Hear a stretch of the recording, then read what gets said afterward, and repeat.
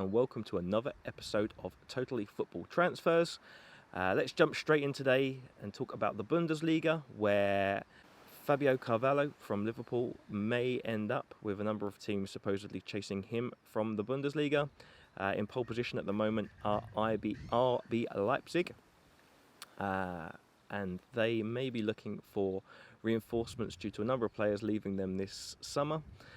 Christopher Nkunku is off to Chelsea, has been linked for a very long time, and they have also lost Conrad Laimer, not Keimer, as I said in the previous episode, who has joined Bayern Munich. So they're obviously looking for reinforcements, and Fabio Carvalho from Liverpool is top of their current list. Staying in Germany, Naby Keita, and Liverpool for that matter, Naby Keita is heavily linked with a move to Werder Bremen. I think sounds like a good move for him to get his career back on track after a couple of difficult years in Liverpool. On to the Premier League then. Harry Kane is probably the biggest story coming out of the Premier League today.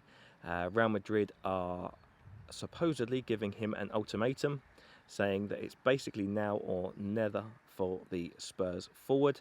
There are a number of players becoming available on free transfers in the summer of 2024, and younger profile players at that, most notably Kylian Mbappe. And Real Madrid are basically saying to Kane, we want you now. Next summer there may not be a spot for you if you don't move quickly. Kane is supposedly favouring a move to Manchester United. Chelsea are also rumoured to be interested. Chelsea are rumoured to be interested in absolutely everybody, so that's not surprising. And we will see where Kane ends up this summer. But I think the most likely outcome is that Kane will move on this summer. Sticking with Tottenham, who have all number of problems to solve this summer. They have been linked with Harry Maguire from Manchester United recently. I'm not entirely sure how he fits with Ange Postologlu's system.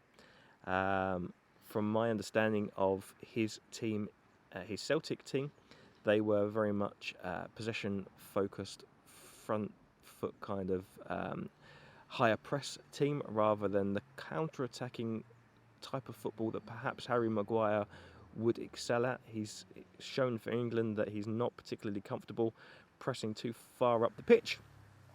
He's not got huge amounts of speed, but he's good on the ball, so a team that is happy to counter-attack, like a West Ham, for example, might be better suited to Maguire. But who knows? There's a lot of squad building going on at the moment, and who knows what Postologlu is thinking in terms of the way that Tottenham are going to play. Talking of Chelsea trying to sign everybody under the sun, they have been linked with Fede Valverde from Real Madrid for 120 million. Now, I would imagine this is largely paper talk or agents trying to drive up interest, because I cannot see how Chelsea have the finances to be able to spend the money that they're being linked with this summer, having spent 600 million in the previous window. There has to be players out before they are purchasing even more players in. Okay, talking about Liverpool as a potential replacement for Carvalho, they have been linked with Kefren Turam for 35 million from the Bundesliga. PSG are joining the race again seemingly with all the top clubs to try to secure the signing of Ilkay Gundogan. Eden Hazard, we reported last week, is off. He's left Real Madrid and is being lined up for a move to the MLS to join Lionel Messi, who joined into Miami earlier this week. Supposedly Vancouver are offering Eden Hazard the opportunity to kind of restart his career after a couple of very difficult seasons with injuries at Real Madrid. I think a move to the MLS could suit Hazard. He's obviously hugely talented player. If he can get fit and stay fit, it would be a massive signing for Vancouver. Arsenal are chasing a number of players. We've talked about Declan Rice already, who obviously had a huge week winning the Europa Conference League with West Ham. They are also trying to strengthen in the right back area. They've been previously linked with Ivan Fresnada from Valladolid in Spain, who supposedly has a £20 million or €20 million release clause given their relegation from La Liga. They are also supposedly chasing Sasha Bowie from Galatasaray.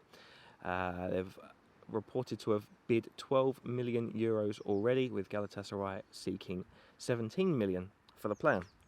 Doesn't seem like it will be a huge challenge to meet that fee. It's not huge numbers, but it's obviously the profile of player that Arsenal are looking for in the right back position. In slightly less concrete news, Harvey Barnes is supposedly meeting with West Ham. I'm not entirely sure where he would fit into their current system, unless Jared Bowen or Maxwell Cornet or somebody like that is moving onto another club, or perhaps they see Pablo Fornals playing more centrally next season with Rice's potential departure. Who knows? Talking of other midfielders that potentially West Ham are looking to replace Declan Rice with, they have been linked with Calvin Phillips from Manchester City, who obviously hasn't really got a game. They have also been linked with João Paulina from Fulham, who had a fantastic season. But I had seen figures of around 80 million quoted for him, so be surprised if West Ham's owners are looking to spend £80 million on a 27-year-old with only a season in the Premier League under his belt. But who knows? Maybe that's a lot of add-ons. I've also seen James Ward-Prowse linked quite heavily with West Ham. The Southampton skipper has obviously been relegated with their club.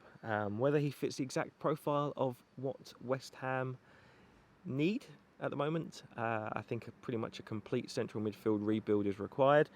But we will see how that kind of pans out. Also, talking of central midfielders, again, Chelsea linked with absolutely everybody.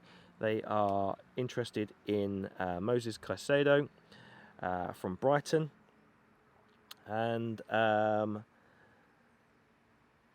they, again, are a team that will need some reinforcements, especially in the central midfield positions if Kante leaves and Kovacic leaves, as has been previously reported. Okay, they're probably the main stories for today. If you've got any comments or feedback, please do let us know. If you've heard any other rumours that we've not covered, please drop them in the comments. If you're listening through Spotify, we also have a feature where you can record a voice note.